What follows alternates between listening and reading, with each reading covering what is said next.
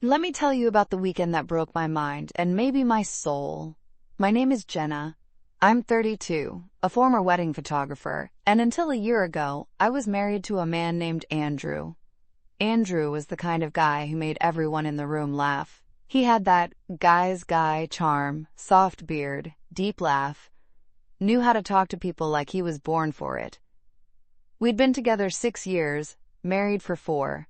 And like most people in long-term relationships, we thought we were stronger than we actually were. I found out about the affair in the worst way, a photo. Not even one I took. It was a group-shot office holiday party. Someone had uploaded it to the company Slack. There, in the corner, almost out of frame, was Andrew, holding hands with a woman who wasn't me. Fingers laced. Her head on his shoulder. Her name was Kayla. She was 26. An intern. When I confronted him, he didn't deny it. He didn't cry. He didn't even look surprised. "I messed up," he said flatly. "But I want to fix it. Let's get away. Just the two of us." And like a fool, I agreed. He found a cabin up in Vermont, tucked into the woods. No cell service. No neighbors. Just trees, mountains, and silence. "We need the quiet," he told me, "to reset." The drive up was long. 5 hours. I barely spoke. He played old playlists, trying to spark something between us. I stared out the window. The cabin looked like something out of a movie. A-frame design, large fireplace, a porch that creaked when you walked on it. Inside, it smelled like cedar and ash. It was beautiful, but it felt wrong. The first night, I heard whispering. At first, I thought it was the wind. The trees groaning. But it wasn't. It was closer. Inside the walls.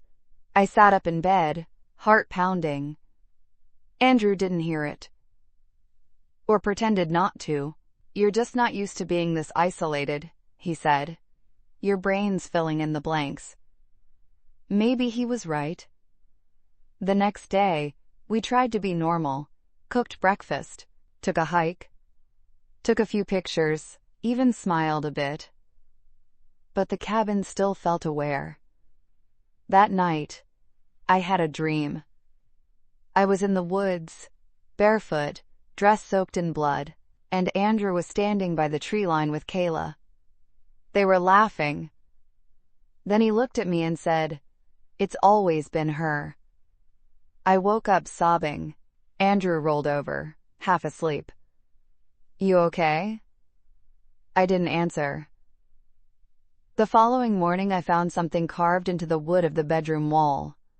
Under the window, "He still lies." I thought maybe it was an old guest.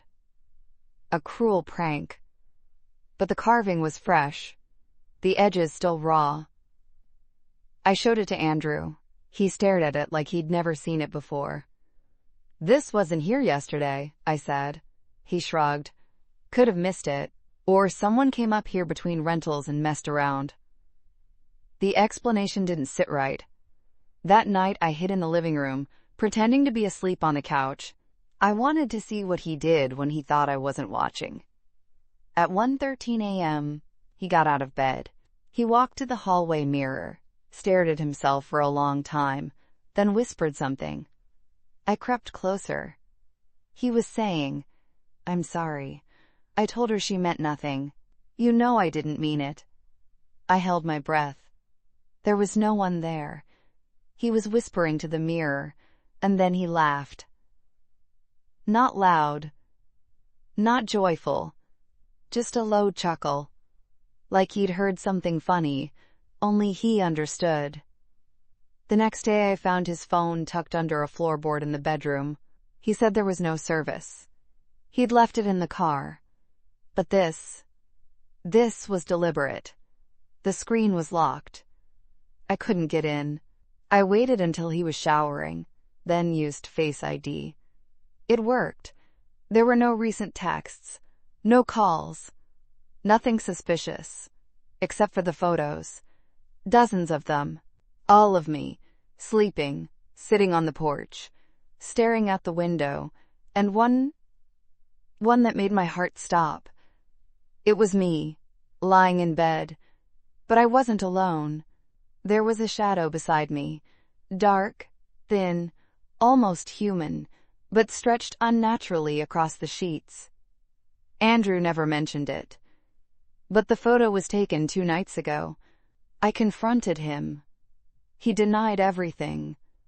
I didn't take those, he said. You think I'd hide my phone under a floorboard? Then who did? I didn't sleep that night. I sat in the kitchen with a knife in my hand. The whispering came back. But this time, it was clear. He will bury you. I felt ice down my spine. In the morning, I decided to leave. I didn't care if I had to walk 10 miles. But the car wouldn't start. Battery dead. Andrew didn't seem surprised. We can hike down later, he said. Come back inside. It's cold. I stepped back into the cabin, and all the photos on the wall had changed. What used to be nature prints were now photos of me. Torn, burned at the edges, faces scratched out. Who did this? I demanded. Andrew just stared. Then he said, You're seeing things. But I wasn't. I ran to the bedroom, threw open the closet, and found something taped to the inside door. A note. He brought her here last. She never left. I collapsed. Kayla had been here. That was the real reason for this trip. Not to fix us. To cover up what he'd done. Because Kayla wasn't just a fling. She was missing. She'd been let go from his firm and then disappeared. Everyone assumed she left town, but no one had heard from her since, and I realized I might not make it out either. That night, I waited until he fell asleep, took the keys, ran into the forest. But the trees were wrong. They bent toward me. The trail looped back. I walked for what felt like hours only to find myself at the cabin again. He was standing on the porch, smiling. You always come back, he said. I screamed, locked myself in the bathroom. There, etched into the mirror. He's not just lying, he's hunting. I don't remember how I got out. I woke up in a hospital 3 days later. A hiker found me collapsed on the roadside. Hypothermic. Disoriented. They told me I'd been wandering in circles for days. Andrew? He told them I'd run off during a fight, filed a missing person report, played the grieving husband. But when they brought him in, I told them everything. The phone, the photos, the carvings, the whispers. They thought I was traumatized, delusional. They didn't believe me. No charges were filed. And Andrew, he moved. Got a new job. Started over. But sometimes, I still hear her voice. Kayla's. In my dreams. She says, finish what I couldn't. What would you do if the person you loved lured you into the woods and you realized too late he never meant for you to come out? Comment below.